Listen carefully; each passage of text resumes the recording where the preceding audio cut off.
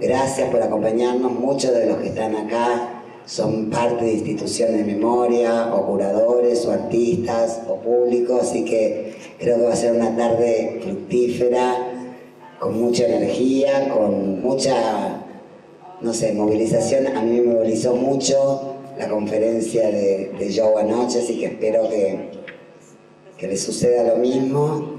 Y quiero agradecerle especialmente a Joe Rosenthal y a todo el equipo que ha venido de Londres, que han ya marcado un link con el caso argentino. Me parece que eso habla de esto, de cómo los traumas, como el problema de la sangre, no sé, en fin, todos los temas de la memoria son absolutamente universales, y me parece que ayer, cuando terminó la charla de Joe y puso el capítulo argentino, me pareció que ahí era el futuro de lo que viene entre nosotros, así que se lo quiero agradecer muy especialmente, porque para nosotros es muy importante el trabajo que hacen las abuelas, el trabajo que hacen los organismos, y te lo quiero agradecer a vos, por supuesto a Cecilia, a Bryce, a todo el equipo.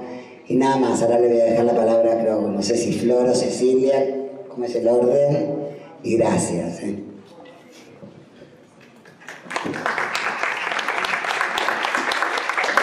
Bueno, hola a todos y a todas de nuevo. Yo les quería contar un poquito el marco en el que se genera esta charla y este encuentro y esta actividad que vamos a estar haciendo hoy. La hacemos en el marco de un proyecto que se llama Staging Difficult Paths of Objects, Narratives and Public Memory. Es la puesta en escena de pasados conflictivos sobre narrativas, objetos y memoria pública. Y este es un proyecto que tiene sede en Royal Holloway, que es en parte de la Universidad de Londres. El director del proyecto está aquí con nosotros, es Bryce, y está también María Delgado allá en el fondo, co-investigadora del proyecto. El proyecto lo que trata de hacer es crear un vínculo transnacional para pensar cuestiones que tienen que ver con objetos, memoria pública y narrativas. Y lo que buscamos hacer es crear un puente para que instituciones, sitios de memoria, instituciones artísticas o curadores y artistas puedan pensar de una manera nueva algunos problemas. Es un placer enorme, yo tenerte acá, y la verdad que bueno, arrancamos. Thank you. Thank you so much for all of these incredibly warm welcomes, which has been our experience for the last week that we've been in Argentina. It's really amazing to be here. Nora, thank you. I can't see Nora, but the thanks that you gave to me, I reflect back to you many times over. For me, we were talking over lunch about we come from England, and the moment everything is about Brexit, it's about making the world smaller and locking out the rest of the world. And so transnational projects like this are incredibly important opportunities for conversation and dialogue, and for you, Nora and Florencia, to invite us to work in this collaborative way with the Memory Park. It's an amazing opportunity, and many thanks. Thanks, obviously, of course, to Cecilia and Bryce and Maria for involving me in this amazing project, Staging Difficult Pasts, which has actually made me think very differently about exhibitions that I've worked on, and it is already beginning to generate new ideas and new projects. Today, I'm honoured to be speaking with such an interesting group of people. You all come from very different backgrounds, different professional contexts.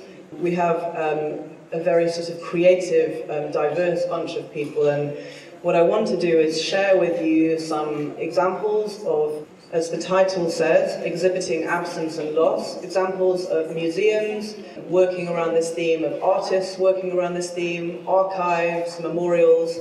And when I was preparing this, talking with Florencia and Cecilia, I was very aware of the people that were going to be in the room, and so I've tried to find examples of, that I hope will resonate with you all, and that I hope will provoke a conversation that we can all join in with once I'm finished.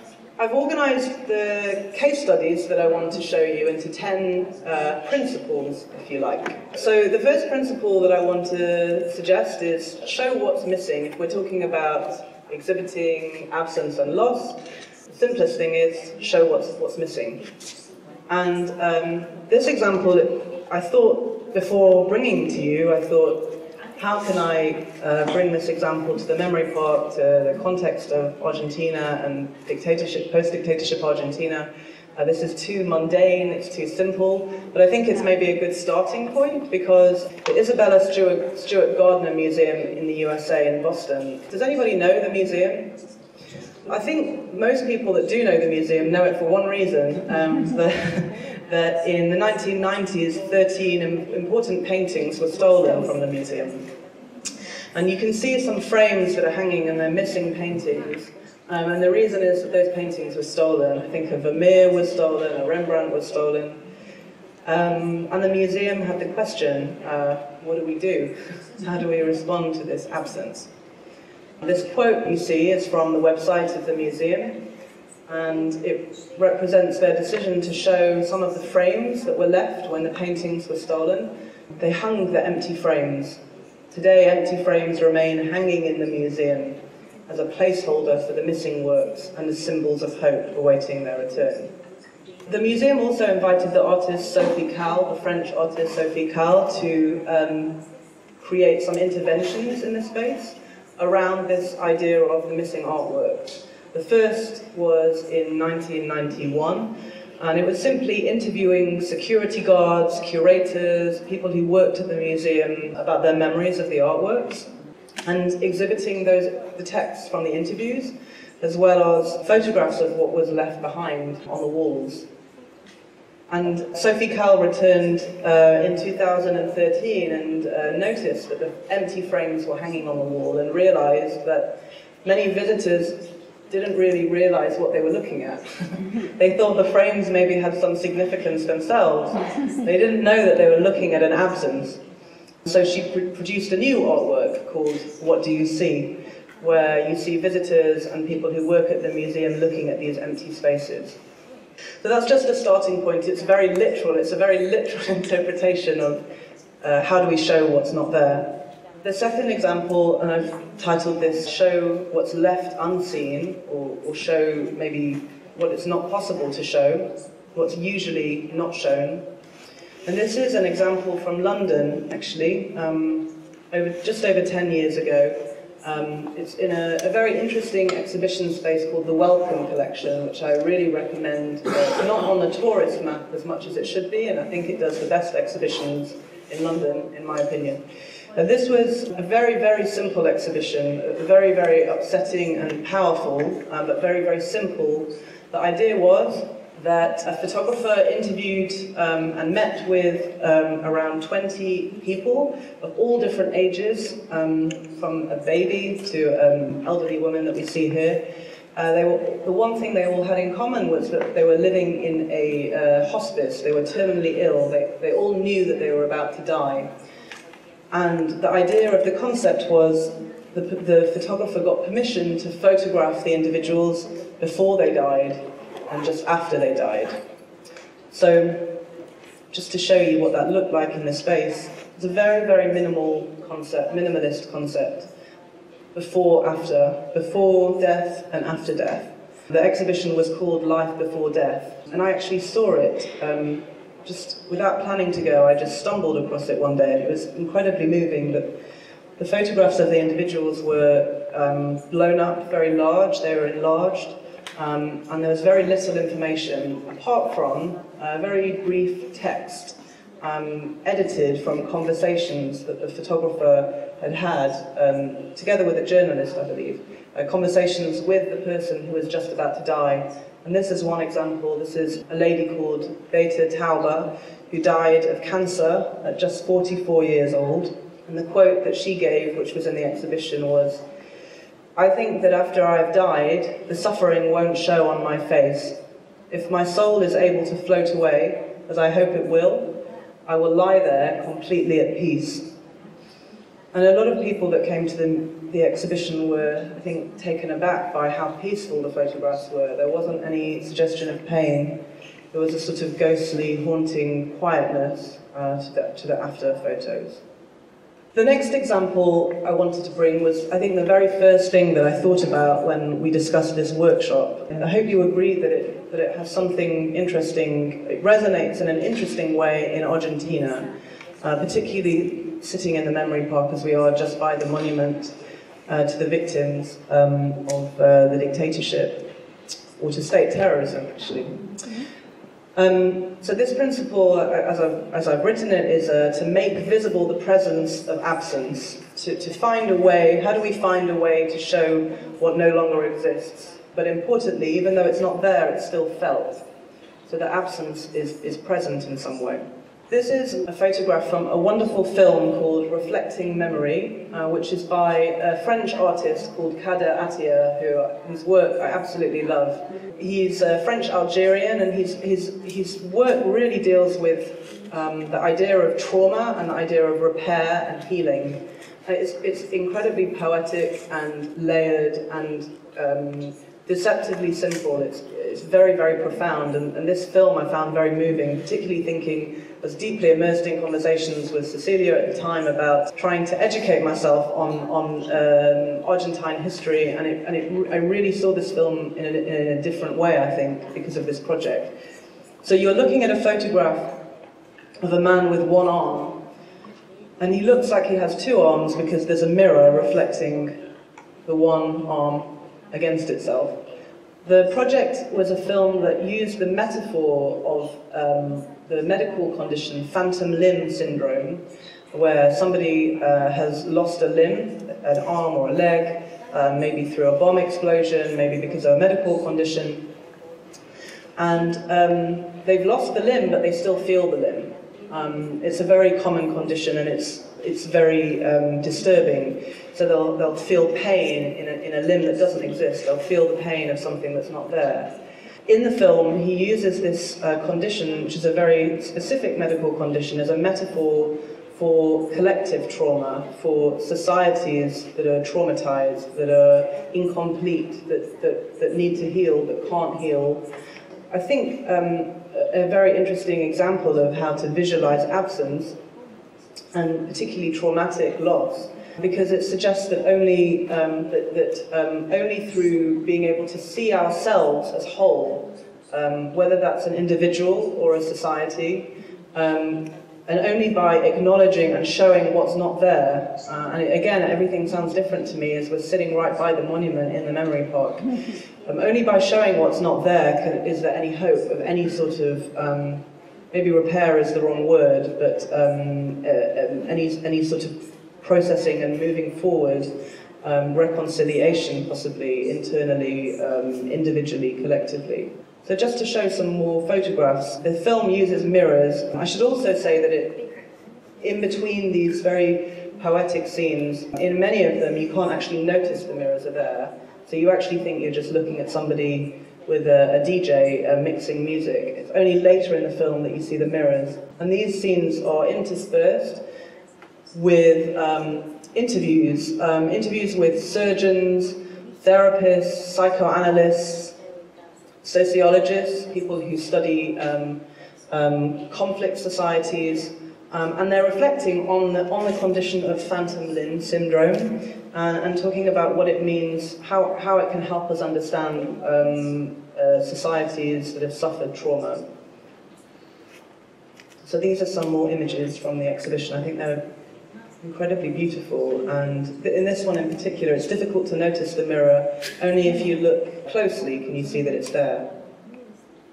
And here's a quote from the artist, from Kader Attia. I'll read it out, but you can see it. Reflection about the complexity of memory, the working of memory, the duty of memory and its representation. Sorry, the work is about these things, and it's about repair as a form of reappropriation, but above all, as a form of resistance. And again, the lady that we see sitting at the typewriter has one arm, The second example to bring in the context of this idea of making present what's absent is very different, and this is an artist working in Germany, but I believe she's North American, Quinton Anna Wixwo, and she did a piece that was aimed at recording or documenting the site in Dachau concentration camp where female prisoners were held and sexually abused by German officials. It's known as the brothel, but in reality it wasn't really a brothel, there wasn't any consent. When she went to Dachau, she noticed that there was nothing there. She had the military maps from the wartime, and she knew where the site was, but she couldn't find it. And I think people who are familiar with Holocaust sites in Europe, you'll know that this isn't new.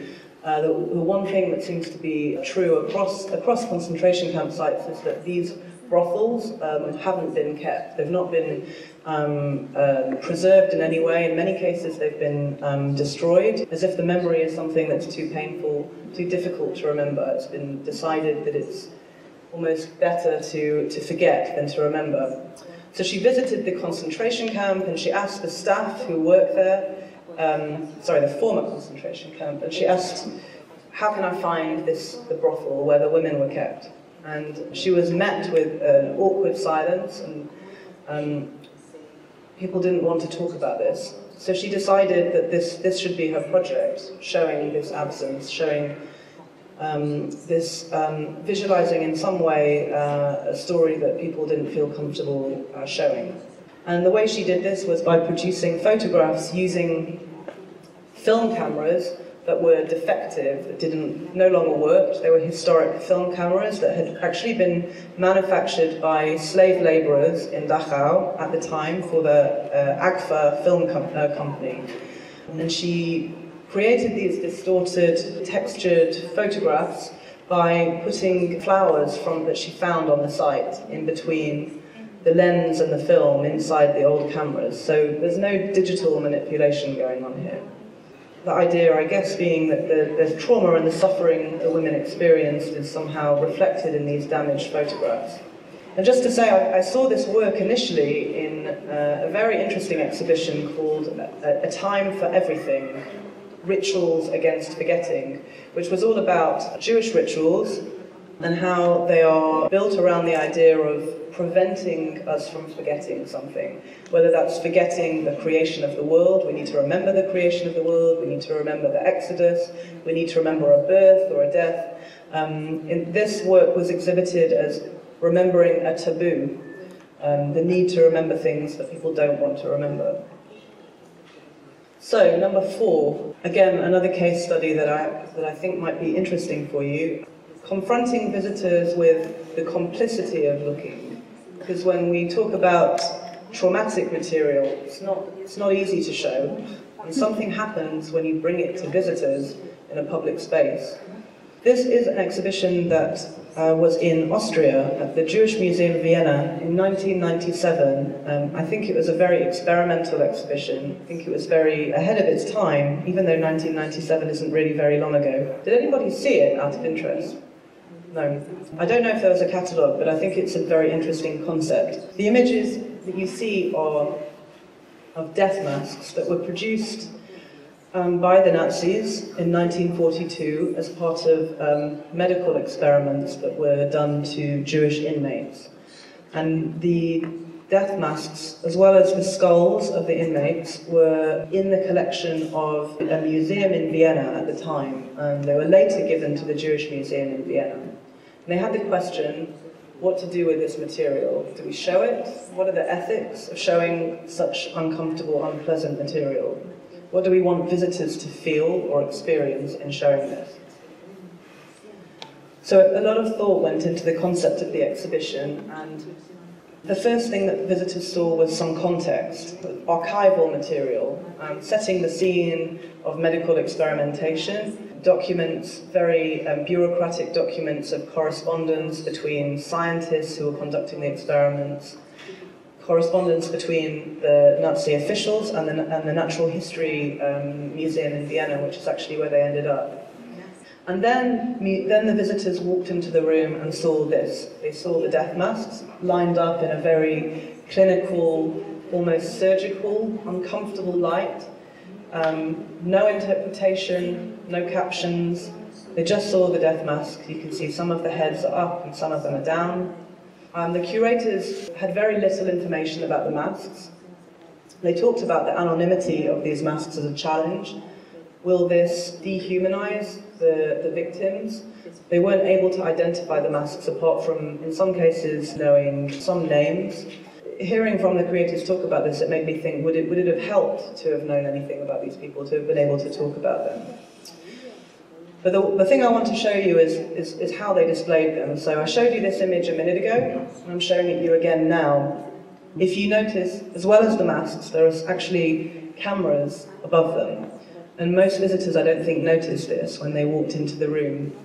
They thought they were looking at the death masks. But actually what was happening was they were being filmed. So this is the next room they walked into, and it's a row of screens with a slight delay broadcasting the moment before when they had walked into the room and been looking at the death masks.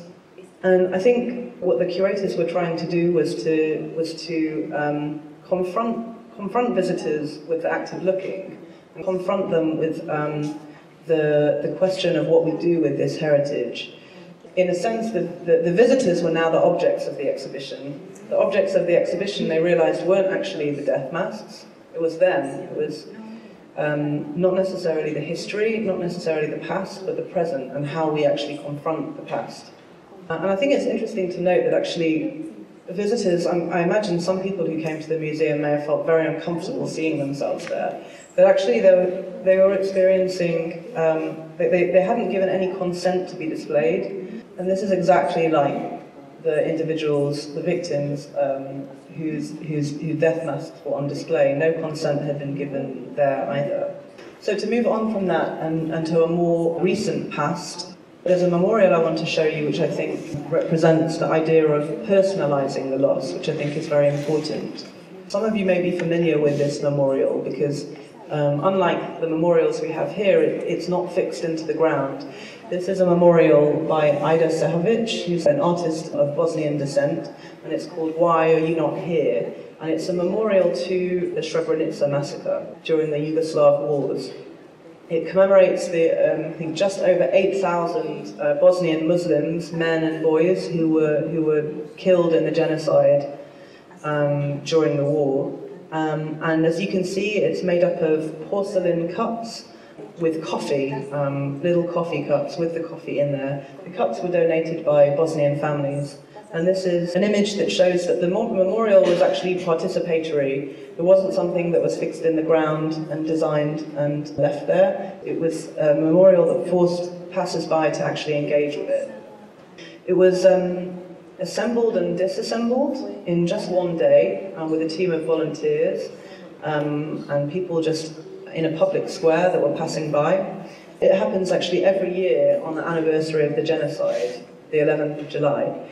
The artist actually calls this, she came up with a very nice term to describe this monument. She calls it a nomadic monument because it travels from city to city. I believe usually cities with large populations of Bosnian citizens or Bosnian individuals who moved there, Bosnian immigrants. So every year in a different city, this monument is constructed. People pour coffee, the idea being that the individuals that the monument commemorates aren't there to drink the coffee. So to move on to something that's a little bit more light, I think maybe to generate some laughs maybe in the audience in this very serious presentation. The next thing I want to suggest is the importance of not overlooking the mundane, the everyday, when it comes to mediating difficult subjects.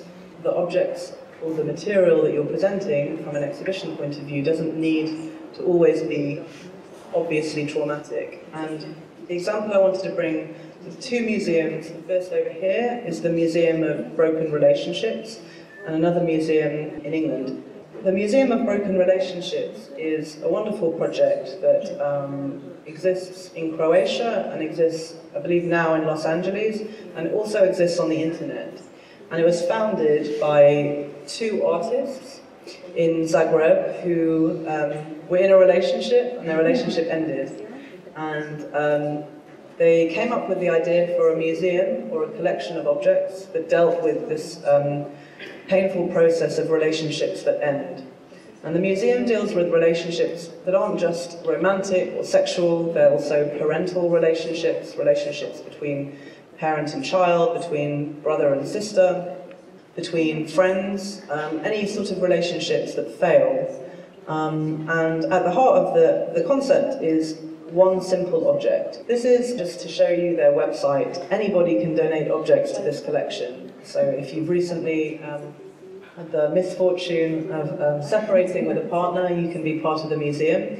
They ask you certain questions, and you can either send the object or you can send an image of it, along with your personal story. So this is one example of the sort of object that the museum has. It's a toaster.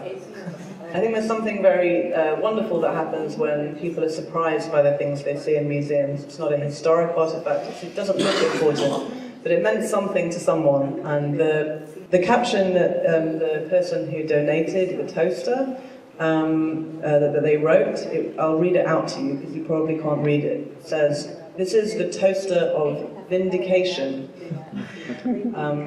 When I moved out and across the country, I took this toaster. That'll show you. How are you going to toast anything now?"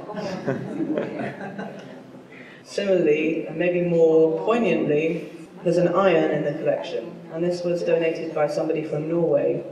And he wrote simply, "This iron was used to iron my wedding suit. Now it's the only thing I have left." Similarly, I couldn't resist, I could have brought you hundreds of these, but just another quick one. Just a pile of sweets. And the text reads, "I got these for you, but you died first." We don't know what sort of relationship that was, but it makes us ask all sorts of questions.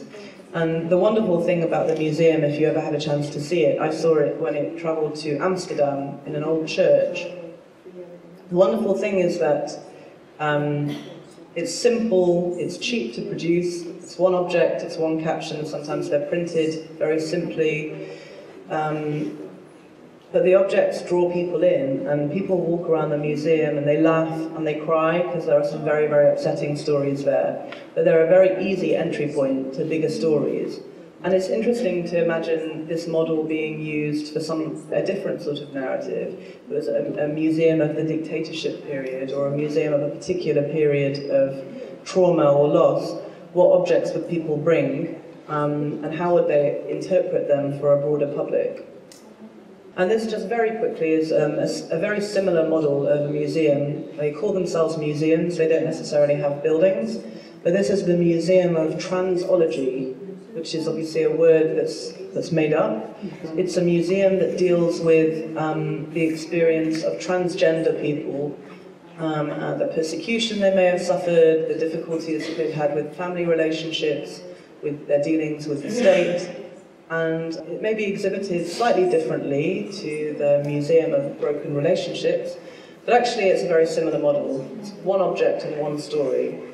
I'll just show you one example. This is in 2 glass jars, 2 breasts that were surgically removed from a transgender person, and they have offered them to the museum, and they're exhibited with the words, and it's sort of a wordplay, a pun. So forgive me if it doesn't perfectly translate to Spanish, but I think it may do. They've written, "Thanks for the memories." The idea is memory is breath, memory is memories, Memoria. So, number 7, reconstruct the genealogy of what was lost. And I bring this because I know we have people who work in archives here, and I found an interesting exhibition. I haven't seen it, I saw it online. This was in Barcelona in 2015, and as you can see, it was called Past Disquiet: Narratives and Ghosts from the International Art Exhibition for Palestine. It was in MACBA in Barcelona, and the exhibition happened in 2015. What's interesting to me is this is an exhibition about an exhibition. And the exhibition that it's about was actually an exhibition about exile and loss. The original exhibition happened in Beirut in 1978, and it was interesting actually in the context of Latin America, because it was a group art show which was organized amazingly by the Palestine Liberation Organization, but working very closely with international solidarity groups, anti-fascist groups, anti-imperialist groups, such as the International Resistance Museum for Salvador Allende, which was established in Paris by Chilean artists after the coup in 1973. So many of the people involved in the Allende project worked on this Palestine project. And it was a group art show drawing on networks of anti-fascist networks, and it was destroyed in 1982 because there was bombing during the Lebanon Civil War. So nothing remained of the exhibition. The works were destroyed. I should say it brought together the work of about 200 artists. It was a huge, huge project.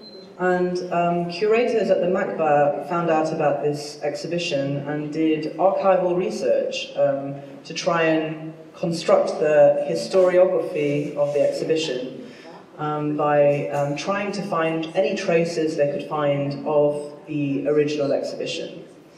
So here we have an original invitation from 1978, and also the catalogue in Arabic and in English, published in 1978. This led to them contacting the artists who were involved and trying to reconstruct how this exhibition came about, because it was organized by the PLO, the Palestinian Liberation Organization, during the Civil War, from another country. The idea being that eventually it would have a permanent home in Palestine.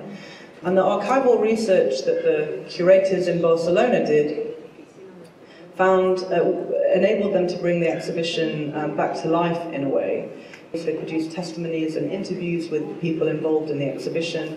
I won't say too much about it, but I'll just show you some images, because I think for me, any exhibitions that tell a story with material that's archival are interesting. People aren't interested in looking at pieces of paper. And everything in this exhibition was reproduced. There was nothing original. There were photocopies and enlargements and reproductions of all sorts of kinds. And it was a very, very important exhibition that kind of intersected with the academic world and reconstructed something that had almost been forgotten.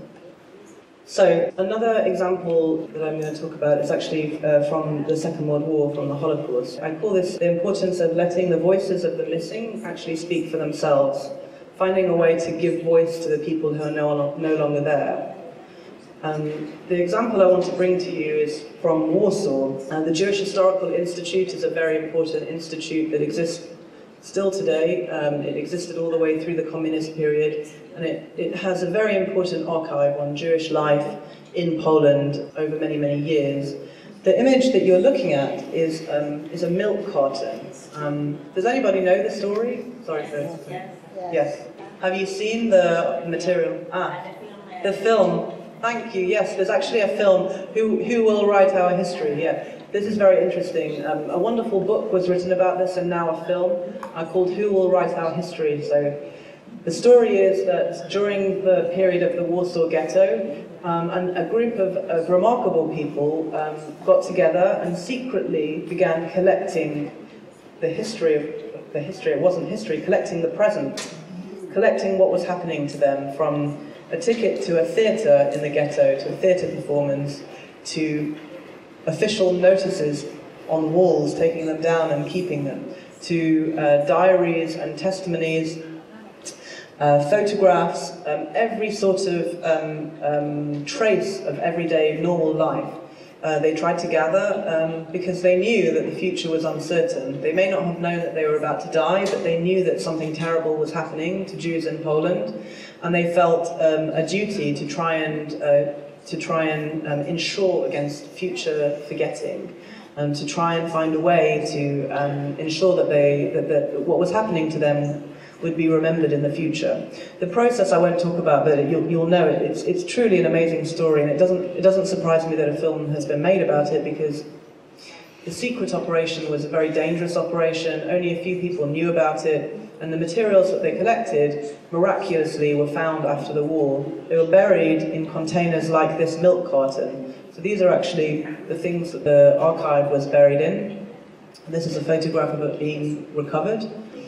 And the material is very moving, may not look much, and that's always a problem with archival material, but when you look deeply into it, the stories are enough to make you cry. There are stories of young people talking about knowing that they were about to die and asking the world not to forget them, calling out. When you read the material, it's like people are still speaking to you. It's a very, very emotional and powerful experience. And I have to admit, I haven't actually seen this exhibition. I know the team who created it, but I haven't been. But I just wanted to show you some photos of how they went about exhibiting it, because have you been to the exhibition? So it's relatively recently, the museum have created an exhibition of this archive. It was known as the euphemism Oneg Shabbos, or Oneg Shabbos, which was sort of pleasure of the Sabbath day, and that was the euphemism that they used when they were collecting this material so that they wouldn't be discovered. There's a website about the archive as well called Oneg Shabbos. These are some of the photographs. Okay, number 9, embody memory in the landscape. This is a memorial that I imagine some of you will be familiar with. It's had quite a lot of attention in the international media. I think it's an amazing new memorial, a very important addition to the world of memorials. It's in Alabama, in the USA. I intended to go there when I visited my family in Birmingham, Alabama, but there was snow and we couldn't travel, so I didn't get to see it, but I've found these photographs on the internet. And it's a memorial for the victims primarily of lynching in the south of the United States. Victims of lynching, slavery, white supremacy, but this specifically about lynching. And the blocks that you can see hanging represent 800 counties in the south of the United States where lynchings took place. The memorial was designed by a group in Boston called Mass Group, and interestingly their slogan is that they produce design that heals. Design that heals. There are, as I said, 800 columns. They're suspended. They are engraved with the names of the victims of the lynching, the victims who were often left hanging, as these columns evoke. And for those who were victims whose names were not known, they're simply listed as unknown. The information on the columns gives their name, their age, when known, and the crime, in inverted commas, that they were lynched as a result of. So, for example, frightening a white girl would have been a reason for a lynching to have taken place. And they obviously are supposed to evoke the haunting image of a body hanging from above. The memorial was a result of a huge amount of research because the history of lynchings wasn't well documented. And the team who worked on the memorial catalogued over 4,000 lynchings.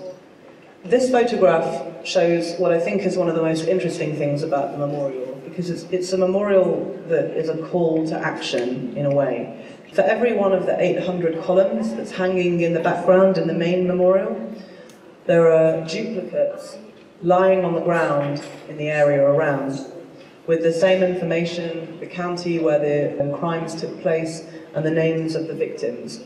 And the organisation who produced the memorial produced these duplicate stones as a call to every one of the 800 counties where the lynchings took place to reclaim their memorial, to take it back from the site in Montgomery, Alabama, and to install it somehow, respectfully, in their own county, to create a landscape of memory that doesn't exist today. the history of lynchings is criminally memorialized.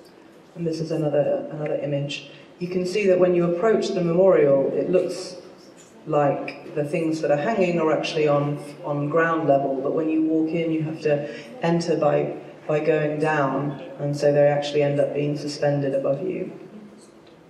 And next to the memorial is a museum, a memorial museum, which is called the Legacy Museum, and it connects the history of slavery to issues of mass incarceration today in the United States.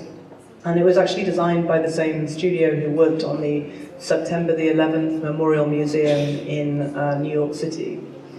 And it's situated in a former warehouse where enslaved people were imprisoned.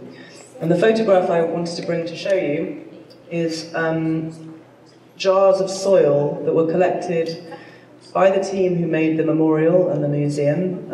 They were collected in every location that lynchings took place, and they've been jarred and exhibited in the museum with the names of the survivors of the lynching. I just wanted to share a quote from the man responsible for the whole project, a wonderful, very interesting man called Brian Stevenson. And he said, "I'm not interested in talking about America's history because I want to punish America. I want to liberate America." So finally, I wanted to end with this idea that we need to expose conflicting voices. When we're talking about exhibiting absence, dealing with loss and trauma, it's impossible to speak with one voice. There are multiple voices.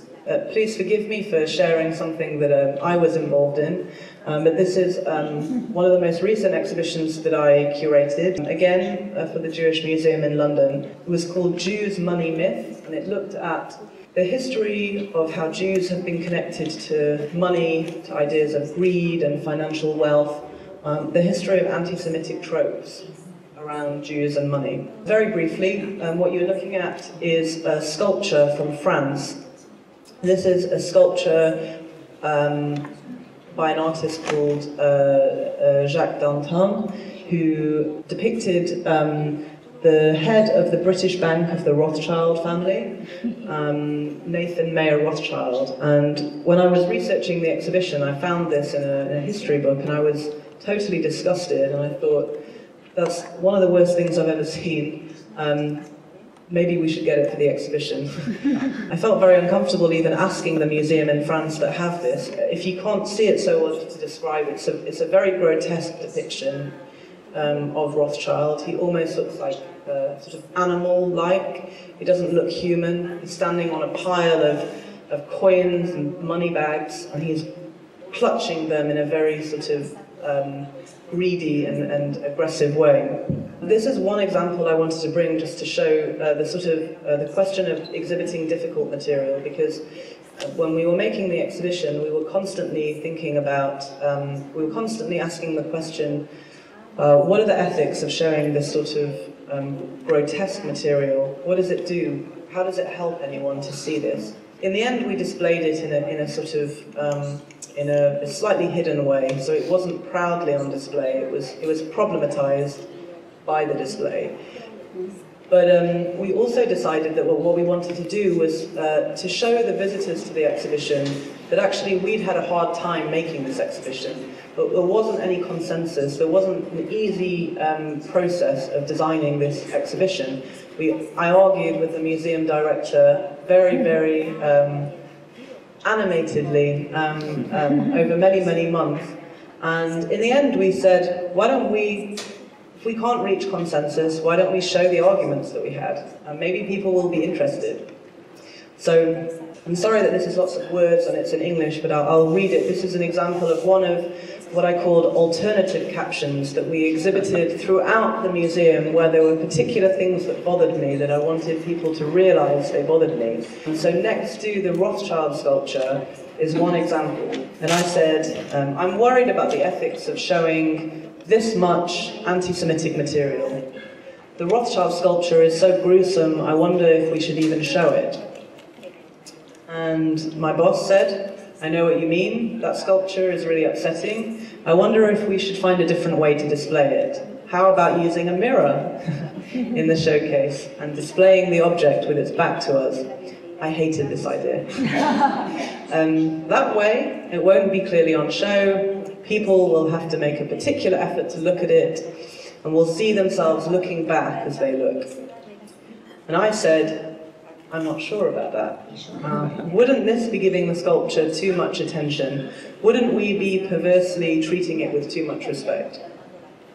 And in the end, we exhibited the sculpture with its back towards the audience, and over here, sorry, I thought I was pointing over here, but you can't see, but it's a very, very little caption on the back wall that people had to find that gave them an insight into some of the problems that we had in making the exhibition.